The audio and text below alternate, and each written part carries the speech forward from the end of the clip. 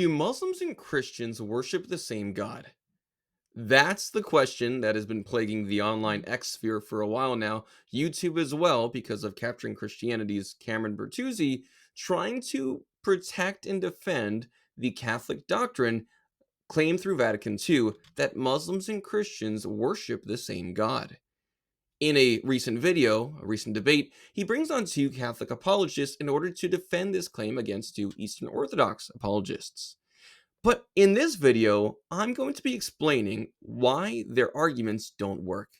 Firstly, I'm going to be examining the semantics claim made at the beginning of the video to see if it really holds the weight that the Roman Catholic apologists claim it does. Now, I'm not necessarily saying that they're being deceptive, but there might be something to that. Number two, I'm going to be explaining why, even given the semantic theory that they've used and proposed, their arguments don't work the way that they wanted to. Number three, I'll be explaining why their analogies are not arguments. Now, you might be thinking, I don't think that these Catholic apologists are using their analogies as arguments per se, only as ways to explain their position, and that is how an analogy should work. But it seems as though they referred to these analogies, especially online, a lot more often like arguments than they should. And trust me, there's tons of counter analogies to better explain the opposite position. Then, number four, if they're not going based off of semantic theory, which only allows for possibility, if their arguments don't actually work the way that they intend, and if their analogies are only explanations of their beliefs and not arguments within themselves, what do we turn to see if the Islamic God and the Christian God are really the same? That is where metaphysics comes in. We'll get to that soon. Another one was called Answering Islam, that was co-authored with a student of his that was a former Muslim. And for the research for that book, Christian and Jewish Preaching in Arabia, I think everybody's pretty much agreed that he probably didn't have an Old Testament or New Testament scriptures. I don't know, doesn't matter. But he clearly encountered their preaching and teaching. And the Quran explicitly states that Jewish and Christian scriptures are revealed by God, albeit incomplete, and that Muhammad came to complete that narrative. And it talks about Adam and Noah and Abraham and Joseph and many other biblical individuals. And in the course of doing this, the Quran mistakenly attributes many mistakes to Jews and Christians in both in the details and in the interpretation of their own scriptures. So, for example, the Quran says that Noah had a son that refused to get on the ark. And it says that Aaron didn't make the between what Islam teaches and what Christianity teaches, what the Quran says and what the Bible says. And in that disagreement, it is my firm belief that the Quran and Islam are mistaken and that Christianity and the Bible have the correct view there. But notice two things, and we'll jump into the slides. And I've actually forgotten what these slides say. Fourth, interaction, and theory. I see these slides. It will be reminding me of what they say. But notice two things about this story.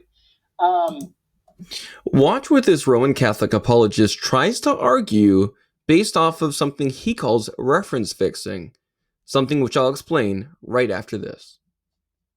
By every extant semantic theory of reference is fixed by causation and context. All right? That's how reference gets fixed, by causation and context. And in the origin of the Quran, the origin of the foundation of Islam, there was clearly back and forth interaction between Muhammad and his early followers and whoever it was that wrote down the Quran, and Jews and Christians that were preaching the gospel, preaching from the Old and New Testaments. Okay? Next slide.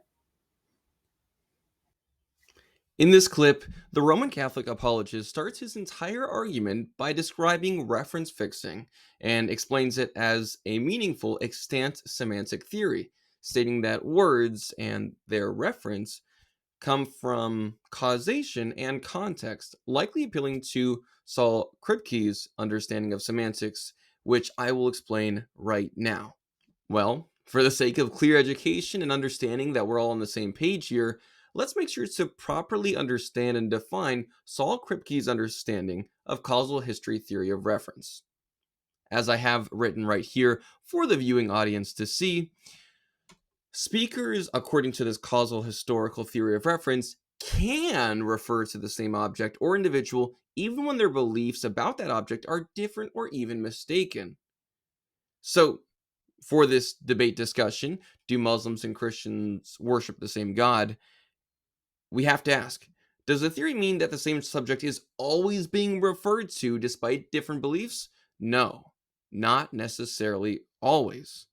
Does it mean that they can be referring to the same subject despite differences in belief? Yes, that's the core claim.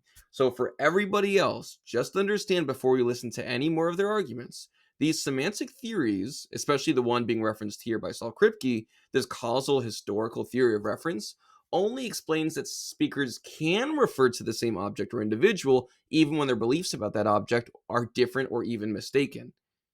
Does it say that they for sure do? No. Does it say that they always do? No. It only offers up the possibility, and that will be really important. So let's explain that with the common examples that are given. Um, Different people can refer to the same entity even with radically incorrect beliefs about it. For example, suppose one group says Aristotle was Plato's student and taught Alexander, and another group says Aristotle was a 19th century biologist from France. Despite the error, Kripke's theory allows that both are still referring to the same historical individual, Aristotle, as long as there's a causal connection in their use of the name. And obviously, for this debate, the Catholics would claim if a Christian says God is triune and a Muslim says God is absolutely one, per the doctrine of Tawhid, not triune, they may both use God to refer to the same original reference, the creator of the universe, if there is a shared historical, cultural, causal chain. But the theory doesn't force that conclusion, it just allows it as possible. Again, Kripke's theory claims reference can be preserved despite false beliefs, but it doesn't entail that all uses always refer to the same entity. Intention, causal chain, and context all matter. When it comes to intention, we'll see what's understood by Muslims as they talk about God from the Quran. Causal chain, we'll see how the historical causal chain is not as simple as the Roman Catholic apologists will argue in this video. And for context, we'll describe the philosophical and metaphysical context and theological that show these to be radically different gods. Let's go back to the video. All right, let's see if this Catholic apologist's understanding of Saul Kripke's linguistic and semantic theory actually supports his first argument. That leads to the first argument for the affirmative that Muslims and Christians worship the same God, the semantic argument. Premise one: if the Quran originated in the context of furthering the biblical narrative, then its terms pick up their references from that biblical narrative. This is a straightforward consequence out of every reasonable semantic theory. Straightforward consequence, a necessary consequence. That's interesting. We will get to that very soon. Sounds like he's going from the can of Saul Kripke's semantic theory and is instead making that a must. Premise two: the Quran did originate out of this context of furthering the biblical narrative. That's just a historical fact. QED. So the consequent of premise one follows. 1 minute left. Okay, next slide. Sadly, the Catholic apologist didn't seem to really understand Saul Kripke's theory on reference enough to apply it in the argument, at least not the way he proposed, for premise one. And premise two is also historically sus. We'll get into that right now. The Catholic apologist, in his first argument, tries to make the claim that the historical context is enough to necessitate that the reference for God used in the biblical narrative is the referent for God Allah used in the Quranic narrative simply on account of some sort of historical continuation. But that's not actually enough to secure referential continuity. Here's why. Number one, again, back to the semantic theory, it only allows for the same reference to possibly be used or referred despite different belief.